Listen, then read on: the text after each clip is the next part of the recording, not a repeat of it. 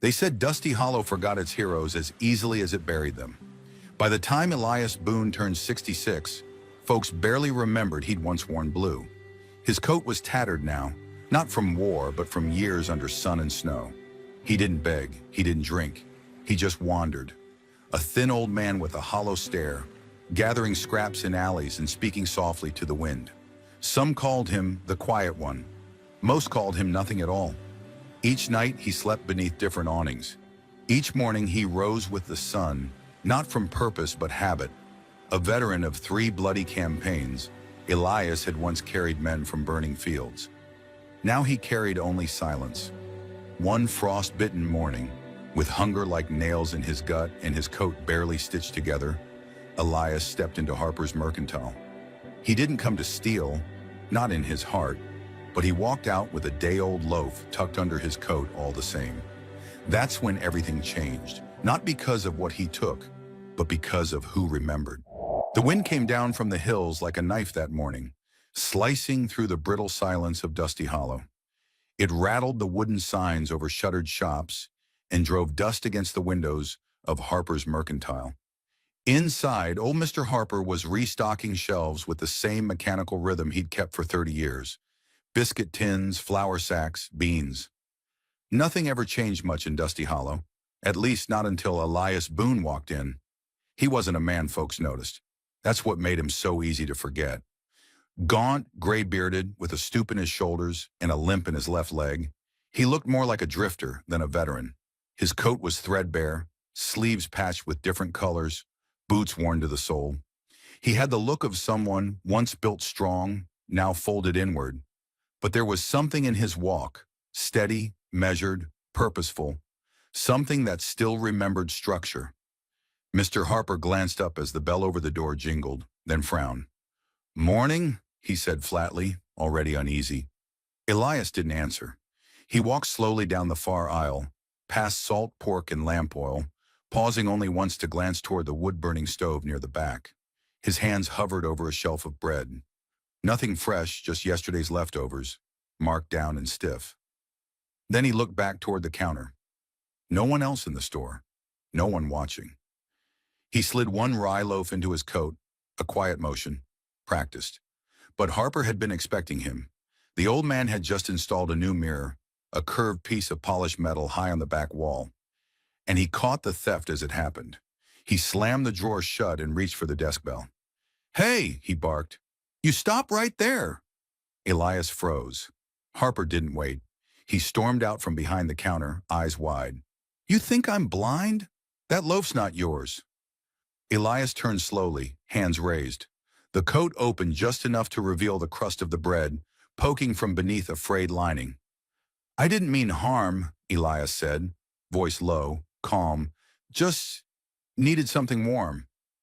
"You think needing makes it yours?" Harper shouted. He was already stepping toward the store's front door, where the little bell still swayed on its hook. "I'm sending for Sheriff Boyd." Elias didn't run, didn't argue. He stood there like a statue in the wrong place at the wrong time. Within 10 minutes, the sheriff arrived, coat dusted with cold, boots thudding hard against the wooden floor. Boyd was a middle-aged man with a strong jaw and no patience for gray areas. "Caught him with it?" Boyd asked. Harper nodded. "Still warm." Elias stayed silent as the sheriff stepped in front of him. "You got anything to say for yourself?" "I'm tired," Elias said quietly. "And hungry." Boyd gave a tight nod, then reached for his cuffs. "All right then, let's go." Elias didn't resist. He held out his hands. The cold metal bit into his wrists like shame. As they stepped outside, a few townsfolk watched from porches and windows, muttering. Some had seen Elias around for years. Few knew his name. None knew his story. He was just another face blown in by wind and time. The jailhouse was small, 2 cells, 1 desk, and a potbelly stove that barely kept the frost from creeping in.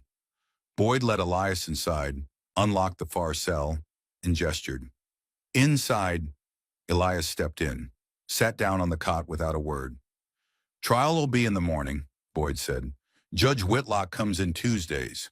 You'll answer for the bread then." Elias nodded once. "Thank you, Sheriff." That gave Boyd pause. He looked at the old man, really looked, for the first time. There was no defiance, no fear, just resignation. That kind of stillness didn't come from petty crime. It came from something older, something earned. You served? Boyd asked suddenly, nodding to the tarnished chain around Elias's neck, half visible beneath his shirt. Elias gave a faint smile. Long time ago. Which side? Union, 27th Infantry, out of Illinois. Boyd nodded again, slower this time. You fight at Vicksburg? Elias looked up, and something flickered in his eyes. Not pride, not exactly. Just memory. Yes, Sheriff. I did. Boyd leaned back against the bars, folding his arms. Huh. My uncle did too. Said it was hell. It was, Elias said. Most of us didn't come back whole. The silence stretched, filled only by the ticking of the clock above the sheriff's desk. Finally, Boyd sighed. Well, that loaf's still property of Mr. Harper. You'll have to stand before the judge, same as anyone.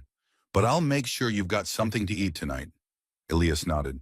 That's more kindness than I expected. The next morning, the courtroom was nearly empty, just the way Dusty Hollow liked it. A few townsfolk lingered near the back, half curious. Mr. Harper sat near the front, arms folded, lips pressed tight. Sheriff Boyd leaned against a far wall. Elias Boone stood at the defense table, alone. Judge Whitlock entered with the gravity of a man who'd buried more than one version of himself.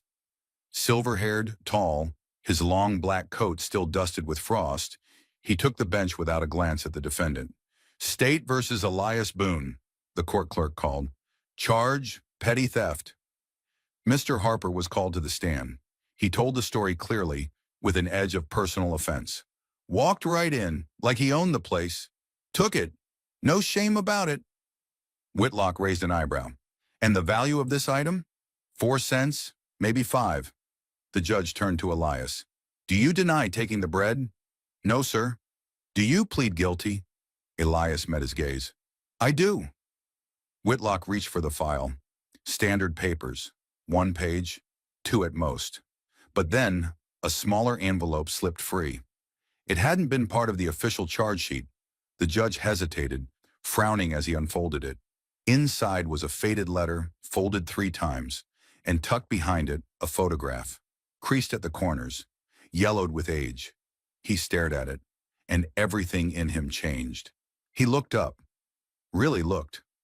Mr. Boone, he said slowly, where did you serve? Elias hesitated.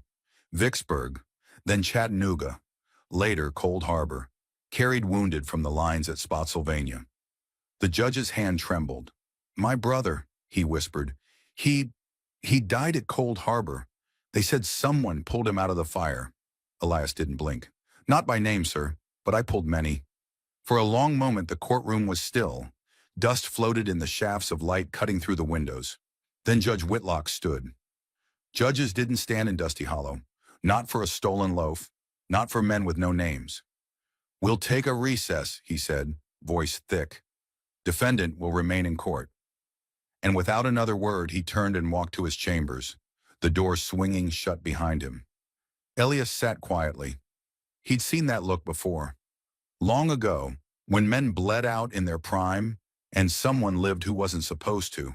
Judge Whitlock didn't speak to anyone for nearly half an hour. Inside his chambers, the morning light filtered through drawn curtains, casting long stripes across the dust-covered desk. The photograph still lay in front of him, half out of its envelope. His hand hovered over it like a man about to touch fire. He finally lifted it, a grainy battlefield image, taken by one of the early war photographers near the end of the siege at Cold Harbor. 3 men were in the frame, 2 wounded, faces slack with pain, one kneeling between them, arms hooked under their shoulders, hauling them toward a field tent in the background. That man, tall, gaunt, with a face streaked in soot and blood, was unmistakably Elias Boone. Whitlock swallowed hard. He'd seen that face once before, not in person, but in the shattered expression of the young corporal who had delivered his brother's final effects. A torn satchel, a Bible, and a single folded note. Tell my brother someone pulled me out. Said his name was Boone. That had been 1864. And all these years later, That name had come walking into his courtroom in a torn coat with frostbite on his knuckles and a 4-cent loaf hidden in his lining. Whitlock sat back, spine rigid. The law was clear. Theft was theft. But justice had its own pulse, and today it thudded like war drums in his chest. He pulled the service records closer, scanning the scribbled notes the sheriff had added overnight. Boone, Elias, Illinois, 27th. 3 major engagements. Commendation for battlefield evacuation. Wounded twice, honorably discharged. And then, nothing. No pension, no land claim, no contact. The last note simply read, widowed, 1870, wife, Margaret. The judge's jaw clenched. That name too meant something. Not to him, but to someone else in town. He pushed back his chair and rose. Some reckonings can't wait. Elias sat still as a statue while the courtroom murmured. The townsfolk whispered, glancing toward the closed chamber doors. Mr. Harper fidgeted in his seat, unsure whether to feel vindicated or upstaged. Sheriff Boyd leaned against the wall, arms crossed, watching Elias with a mix of curiosity and respect he hadn't expected to feel when the arrest was made. Elias didn't move. He stared forward, hands folded, posture straight despite the ache in his shoulders. The courtroom door creaked open again, but it wasn't the judge who returned. It was a young woman, no more than 22, bundled in a thick brown coat, eyes wide as if she'd been galloping for miles. Her cheeks were red from cold and wind. She paused in the doorway, then spotted Elias and stepped forward slowly, like approaching a ghost. "Uncle Elias?" she said softly. Elias turned. For a moment he just looked at her, blinking as if the name didn't register. "It's me," she said again, voice cracking. "Rebecca, Margaret's niece." Elias's lips parted, but no sound came. "We've been looking for you for years," she said, moving closer. "After Aunt Maggie passed, you just vanished." His expression didn't change, but something in his shoulders shifted, the way a man stands when a weight finally moves. "I didn't want to be found," he whispered. Rebecca's eyes filled. "I know, but we never stopped hoping." He looked down, throat working. "You're grown," she nodded. "You look tired." He gave a soft huff of air, not quite a laugh. "You always said I looked tired, even when you were little." She smiled through her tears. "You always said I'd be trouble. Still might be." Their hands met briefly. Not an embrace, not yet, but contact, warmth, recognition. The judge returned a few minutes later, face pale but composed. He took his seat, cleared his throat, and looked out at the courtroom. "This hearing was scheduled to address a simple charge of petty theft," he began, "but it has become clear to me that nothing about this case is simple." He paused, letting the words settle. "The defendant, Mr. Elias Boone, is not merely a transient or a thief. He is a decorated veteran of the Union Army, a man who served with distinction across multiple battlefields, and, as I have now confirmed, someone who once carried my own brother to safety at the cost of his own injury." A murmur rippled through the courtroom. Harper shifted uncomfortably in his chair. "I confess," the judge continued, "that when Mr. Boone first stood before me, I saw only what years of hardship had left behind. I did not see the man. I saw the dust." He turned to Elias. "And for that, I am ashamed." Elias nodded once, solemn. "You're not the first." Judge Whitlock exhaled sharply, then straightened a stack of papers. "Sheriff, what do we know about Mr. Boone's circumstances?" Boyd stepped forward.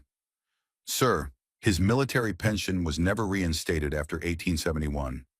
Records got lost in a fire at the regional office in St. Louis. He never reapplied."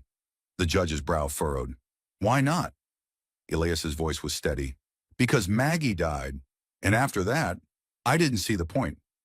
Whitlock was quiet for a moment. "I have already sent a telegram to the Army Records Bureau.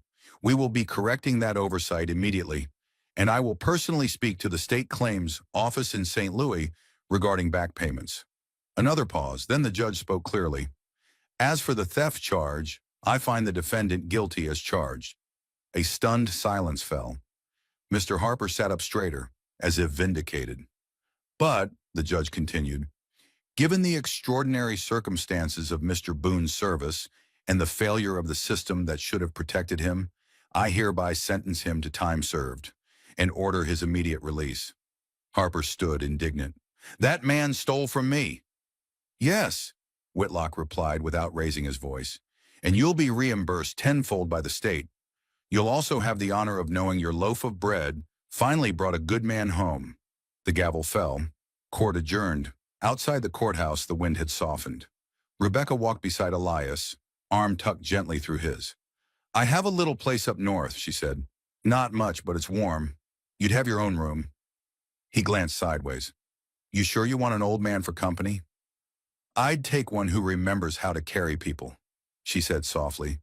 "Over half the men who talk loud and do nothing." He chuckled. Behind them, Sheriff Boyd caught up. "Boone," he said, offering a small canvas sack. "Brought you something." Elias opened it, a loaf of fresh bread from Harper's shelf. "I paid for this one," the sheriff added. Elias nodded. "That's the first one. I'll eat in peace." As the three walked away, a boy on a porch leaned toward his father and asked, "Who's that man, Pa?" The father watched them go. "Someone we should have remembered sooner." 2 days after the trial, Dusty Hollow no longer spoke of Elias Boone with indifference. The whispers had shifted, from ridicule to reverence, from suspicion to silence. Where once he'd been just that old man who wandered, now folks said his full name with a kind of cautious respect, as if afraid to disturb something sacred. Some still didn't understand what had changed. Others claimed they'd always known there was something different about him. But truth had a way of cutting through pride. The judge's words had hung in the air like smoke. "I saw the dust, not the man." Now they all did. Elias stood just inside the small cabin Sheriff Boyd had arranged for him behind the jailhouse. An old structure once used to quarter traveling marshals, long forgotten and half collapsed until 2 ranch hands were sent by the judge to patch up the roof and fix the stove. It was nothing grand. A cot, a chair, a wood stove, and a narrow window facing the street. But to Elias it was more comfort than he'd known in years. The bed didn't move with the wind. The walls didn't leak cold. And for the first time in a long while, he had a door that locked from the inside. Rebecca had come by that morning, carrying a sack of things. A clean blanket, 2 shirts, a comb, and a worn photograph of Margaret that made Elias's knees buckle when he saw it. She placed it gently on the shelf by the bed. "I found it in Mama's things after she passed," she'd said, voice barely above a whisper. "You wrote on the back. Said it was your favorite." Elias ran a trembling thumb over the inked words. Sunday morning, before the storm, still smiling. His throat tightened. Rebecca had hugged him then. Not like someone offering pity, but like someone anchoring him back to the world. She didn't ask for stories, didn't press about the missing years, just stayed long enough to show she still cared. That, he realized, was enough. Later that afternoon, a knock came at the door. 3 sharp raps. Elias opened it slowly. Standing on the step was a tall, broad-shouldered man in a Union officer's coat, brass buttons catching the afternoon sun. His mustache was dusted with gray, but his posture was unmistakable. Military through and through. "Colonel James Mason," the man said, offering a gloved hand. "You probably don't remember me." Elias stared for a moment. Then, "Second Company. Vicksburg. You lost 2 toes to frostbite and still refused to leave the line." Mason laughed, a deep, honest sound. "So you do remember." They shook hands firmly. It wasn't a greeting, it was a seal, a promise between men who had once stood shoulder to shoulder while the world tried to kill them. "I heard what happened in court," Mason said, stepping inside. "I was in the area when Judge Whitlock's telegram reached me. Rode 2 towns over just to get it." Elias nodded. "Didn't think anyone still looked out for the likes of me." Mason grew serious. "You saved my life, Boone. Carried me half a mile on your back while cannon fire tore up the road behind us. And you weren't even supposed to be on duty that day." Elias said nothing. "I know what happened after. Maggie's passing, the pension records, the silence, all of it." Mason sighed, removing his hat. "But we failed you. You should never have had to crawl back into the dust to survive." Elias looked away. "Wasn't about pride, just couldn't face what was left." Mason placed a thick envelope on the table. This is for you. Partial back pay, signed off by the state office. There's more coming, and I'm working with the Veterans Registry to ensure you're fully reinstated. They're naming you as the point contact for others in the area. Elias raised an eyebrow. Others? Mason nodded. You're not the only one who fell through the cracks. There are others. Men sleeping in barns, under bridges, or worse. You're the first step to finding them. Elias looked down at his hands. The calluses hadn't healed. The scars never would. I'm no leader, Colonel. Mason's voice softened. You're not meant to lead, just to stand again. That'll be enough. By week's end, a short article appeared in the Dusty Hollow Gazette. War hero found in courtroom, Elias Boone's story shakes town awake. The editor had been in the room during the hearing and wrote every word himself. None of that second-hand gossip. He printed Elias's war record, the photo of him carrying 2 wounded men, and even Margaret's name. A final line read, "He lived without asking. Let us now give without waiting." Donations started at the church the next Sunday. A passing hat gathered more than $200 in coin and bills. Rebecca brought in 2 old trunks of clothes from her homestead. The blacksmith offered to fix Elias's boots for free. Even Mr. Harper, red-faced and avoiding Elias's gaze, sent a fresh loaf every morning, wrapped in cloth and left silently on the cabin step. Elias never asked for any of it, but he accepted it, because now he finally understood. Accepting kindness didn't erase pride. It meant someone still saw value in you. One evening, Sheriff Boyd invited Elias to a gathering behind the saloon. A handful of old veterans from neighboring towns were meeting, drinking coffee instead of whiskey, talking about back pay, missing records, and empty chairs at supper tables. Elias stood quietly at first, listening. Then one man, a wiry fellow missing his left arm, asked, "So what did they call you, back in the service?" Elias shrugged. "Boone." The man smiled. "Nah, I mean your call name." Elias hesitated. "Ghost." That got a few laughs. The man leaned in. "Why Ghost?" "Because I always came back, no matter the fire." And for the first time in years, Elias smiled. Not just with his lips, but with something deeper, something that felt like peace. It wasn't the bread nor the trial, nor even the war record that changed Dusty Hollow. It was the name, Elias Boone, a name that now traveled from porch steps to saloon corners, a name that once vanished into wind and hunger, now spoken with weight, the kind of weight only earned through silence, sacrifice, and survival. Some still said it in whispers, others with pride, but none could say they didn't know it anymore. By the following week, Judge Whitlock summoned Elias back to the courthouse, not as a defendant, but as an honored guest. "I know you're not one for ceremonies," the judge said, rising from behind his desk, "but sometimes a man's silence isn't enough. The town needs to see."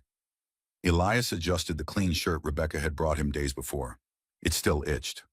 "What exactly are we showing them?" Whitlock opened a cabinet and pulled out a frame. Inside, a certificate stamped and signed by the Veterans Affairs Office in St. Louis. Your full reinstatement. Pension, back pay, medical aid. All of it, official now. He laid it on the desk like an offering. But more than that, we're founding a local chapter of the Veterans Welfare Society, first one this side of the Rockies. Elias stared at the paper. "And you want me to what? Lead it?" Whitlock smiled. "Number just sit in the front row. The rest we'll take from there." The day of the dedication was cold but clear. The townsfolk gathered near the steps of the courthouse, bundled in coats and shawls, some holding small flags, others just curiosity. Sheriff Boyd stood beside the mayor, who rarely showed his face outside the land office, and even Mr. Harper was there, hat clutched to his chest, eyes forward.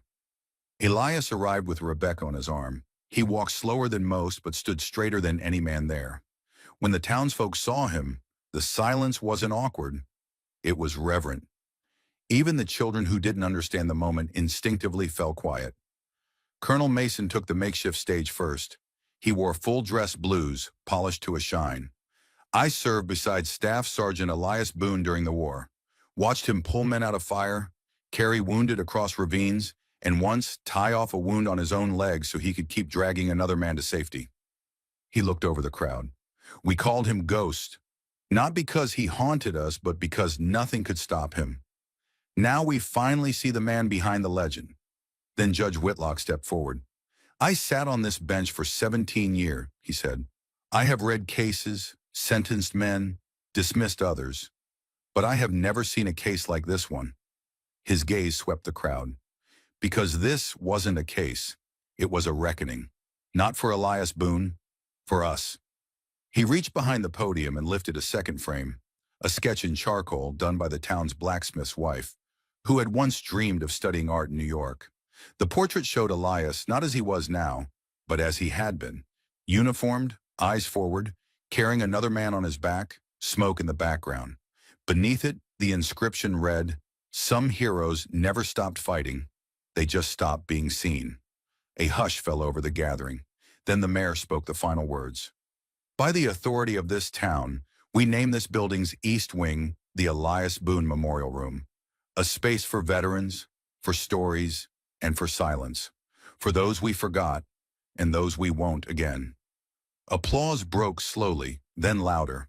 Elias didn't smile, not in the way others expected, but his eyes softened, his jaw unclenched. For the first time in decades, he felt seen. After the ceremony, Elias stood near the back steps of the courthouse, away from the crowd. Rebecca joined him with 2 cups of cider. Your hands are shaking, she said softly. He looked down at his fingers. I'm not used to this many people looking without suspicion. They're not looking with suspicion, Uncle, she said. They're looking with thanks. He didn't answer. Instead, he pulled something from his coat. A photograph, folded carefully inside oilcloth. He handed it to her. Margaret's wedding portrait. You hold on to it for a while, he said. Safer with you. Rebecca opened it gently, her breath catching. You sure? He nodded. She'd like knowing it's with someone warm. That evening, Elias returned to the little cabin. A letter waited on his cot, sealed with the crest of the governor's office. He opened it carefully, candlelight flickering. Inside, a formal statement, a statewide initiative to review and recover all unclaimed veteran pensions post-war. His case had opened the door. At the bottom, handwritten in ink, we thank you not only for your service, but for reminding us how to serve in return. He folded the letter once, laid it beside Margaret's photo, and stared out the small window. The street below was quiet. The lanterns flickered gold on wooden planks. Somewhere, children were laughing. For the first time in years, he didn't feel outside of it all. He felt home. The cabin no longer smelled like cold stone and damp wood. It smelled like cedar, ash, and something faintly sweet. Cider from Rebecca, bread from Mr. Harper's wife, and fresh linen from the church women who'd insisted Elias deserved better than threadbare wool. The space still bore its age in creaking boards and crooked nails, but it had become something else now. It had become a home. Elias didn't say that out loud. He hardly said anything at all. But each morning when he lit the stove before the frost climbed in through the cracks, he stood a little straighter. When he walked into town, he no longer kept his eyes on the ground.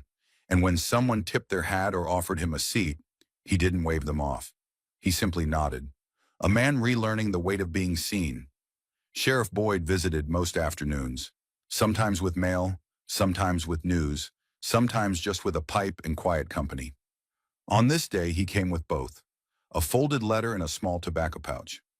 You got another one, he said, handing the envelope over. Came by courier this time. No stamp, no return. That means someone important. Elias broke the wax seal and read slowly.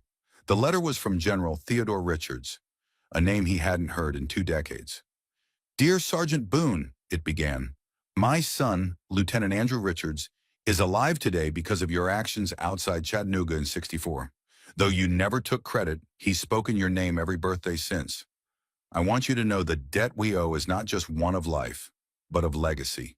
If ever you need anything, you need only send word. At the bottom, a note in different ink. P.S. I've instructed a sculptor to contact you. Don't argue, you've earned it. Elias stared at the letter for a long time, then folded it neatly and tucked it beside the others. Dozens now stacked in a pine box near the stove. Letters from men he'd saved, from wives and sons and cousins of men he hadn't. Some thanked him, some apologized for forgetting. A few simply wrote, "You carried me. Now it's my turn." The box had become heavier than his pack ever was during the war, but he carried it all the same. A week later, the artist arrived. Not some stiff-collared city man, but a soft-spoken widow named Miriam Tate who sketched in a journal more than she spoke. She asked Elias to sit for her on the church porch, near where the new Veterans Hall was being constructed. "I don't want it to be perfect," she said. "I want it to feel earned." Elias nodded. "I've got no use for perfect." As she drew, townsfolk wandered by, some pausing to tip their hats, others standing quietly as if unsure whether they should speak. No one interrupted, and Miriam worked quickly, her pencil flying across the page like she'd waited years for this face. "You don't smile much," she remarked after a while. "Never learned how to do it without Margaret," Elias replied. There was silence. Then, "Well, maybe this time you let her smile through you." He didn't answer, but his jaw eased. That Sunday, the church bell rang, longer than usual. The town had called for a veterans gathering, not just for Dusty Hollow's handful, but for any man within 3 days' ride. They came in slowly, arriving with dust on their boots and hesitation in their eyes. Some wore remnants of their old uniforms. Others came barehanded, with nothing but the weight they carried. By noon, there were nearly 24 seated in the pews. Elias sat at the front, coat freshly brushed, boots polished by the blacksmith's apprentice, who refused payment. Beside him, Colonel Mason. Behind him, Boyd, Rebecca, and a dozen children who'd taken to calling him Mr. Boone with a strange kind of affection. Judge Whitlock stood at the altar. "We have failed many," he began, voice low but firm. "But today we begin remembering. Not with parades, not with medals, but with presence." He turned to Elias. "Would you speak?" Elias rose slowly. Every step up to the altar felt like crossing open field under fire. Not from danger, but from memory. He looked out at the faces, some wrinkled, some still young, all watching. "I didn't come here to be seen," he began. "I came because I was tired, hungry, cold. I took bread because I thought I was the last one left who remembered who I used to be." He paused. "I was wrong." He gestured to the men before him. "We are not lost, just waiting to be remembered, and maybe, more importantly, to remember each other." There was no applause, only stillness, the kind of stillness that honored the weight of silence. That evening, Elias sat on the steps outside his cabin. The sun was sinking low, casting long shadows across the dirt road. Rebecca sat beside him, handing over a cup of tea. "You know," she said gently, "this little town might just outgrow you." Elias chuckled softly. "Let it try." She glanced at the stack of letters by his boot. "You ever think about writing back?" He took a long sip. "Sometimes, but I think maybe just standing here, where they can find me, says enough." She leaned against his shoulder, and for the first time, Elias didn't flinch at the contact. In the distance, the church bell rang again. Not for mourning, not for warning, but for memory. And this time, it rang for the living. The town square had never held this many people. Not for Founders' Day, not even the infamous cattle fire of '79. They came from all corners of the territory, veterans and townsfolk, farmers, blacksmiths, merchants, and children tugging at their mothers' sleeves, asking who the man in the statue was. The answer was simple now. Elias Boone. The stonework had gone up overnight. Miriam Tate's sketch brought to life by a sculptor from Helena, who refused payment after reading Elias's story in the Gazette. It stood 10 feet tall, cast in local stone, chisel marks still fresh. Elias wasn't posed as a hero atop a horse or aiming a rifle. He stood upright, coat button, one hand gripping a lantern held at his side. The other rested gently on the shoulder of a faceless, crouching soldier. A younger man, a representation of all he'd carried. Beneath the statue, the words read, "He asked for nothing, but gave everything, and still stood tall." Elias stood at the edge of the crowd, hat in hand. He wore his uniform coat. Not because it fit perfectly, and it didn't, but because Margaret had once patched the inside pocket herself, and he felt closest to her when he wore it. Rebecca stood beside him, her gloved fingers laced into his sleeve.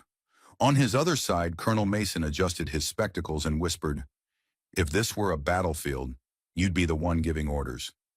Elias gave a quiet huff of breath. "Then I'd tell everyone to go home and rest." "But you didn't," Mason replied. "You stood again, when it mattered." As the mayor gave his short speech, children climbed onto their father's shoulders to get a better look at the monument. The church bell tolled once, twice, then fell silent. A signal. Elias stepped forward. The crowd parted like the Red Sea. He moved with the slow dignity of a man unaccustomed to praise, each step echoing in the wooden planks of the platform. When he reached the statue, he placed a single object at its base, a folded piece of cloth wrapped in oilskin. Margaret's photograph. He didn't say anything, just touched the stone at knee level, then stood back. He didn't need to speak. His silence was the anthem. In the days that followed, strangers passed through Dusty Hollow not just for trade or shelter, but to see the man who lived in the little cabin near the jailhouse. The man whose statue now stood between the bank and the feed store, who still rose with the sun and walked with quiet purpose down to the mercantile. Mr. Harper, now red with contrition, insisted on handing him the morning bread himself. "No charge," he always said, "just thanks." Elias never corrected him. That winter, Elias began visiting the schoolhouse every Thursday. Not to teach, not exactly, but to speak, softly, plainly. He told the children about marching through snow with wet boots, about writing letters with shaking hands, about the silence that follows a cannon blast and the names you never forget. He never dramatized it, never made war noble, but he made memory sacred. One day, a boy named Thomas raised his hand and asked, "Were you scared, Mr. Boone?" Elias smiled faintly. "Most days, bravery doesn't mean you aren't. It means you stand up anyway." Another day, a little girl handed him a drawing, a man in a blue coat holding a lantern. "It's you," she said, lighting the way. Elias folded it gently, slipped it into his coat, and walked home with new weight in his chest. The good kind. On the first spring morning, as the grass returned to the hills and the crows no longer circled the rooftops, Elias stood beneath his statue before dawn. No crowd, no ceremony, just him. He lit a small lantern, the same one from his days in the field, battered but functional, and placed it at the base of the statue, for the ones still wandering, for the ones not yet seen, for the ghosts who carried more than they could hold. That evening, Rebecca found him in the cabin with the fire low and the pine box of letters open beside him. He wasn't reading, just sitting. "Thinking about moving?" she asked. Elias shook his head slowly. "Just remembering." She walked over and handed him a folded piece of parchment. "The governor's office is renaming the Veterans Charter. They're calling it the Boone Initiative." He blinked. "Why?" "Because it started with you." Elias stared into the fire. After a long moment, he said, "Then make sure it doesn't end with me." Months later on Memorial Day, Elias Boone stood at the edge of the crowd once more. This time, others took the podium. Colonel Mason, Judge Whitlock, Sheriff Boyd. Children recited poems. A teenage boy played a solemn tune on a fiddle, and when the time came for Elias to speak, he simply tipped his hat to the crowd, stepped back, and let the silence speak for him. As he did, veterans in the audience, young, old, broken, proud, rose to their feet. Some saluted, some simply stood. And Elias? He nodded, back straight, lantern light in his eyes, as if to say, "I see you now, and I am no longer alone." Some names fade with time, but other, like Elias Boone's, burn steady, like a lantern in the dark. If this story moved you, take a moment to remember the silent heroes around us. Not just those in uniforms, but those carrying quiet burdens no one sees. Tell us in the comments, where in the world are you watching from? We'd love to know where this story found you. And if you believe kindness is never too late, hit the like button, share this video, and help us keep these stories alive. Because sometimes the ones who ask for nothing leave behind the most.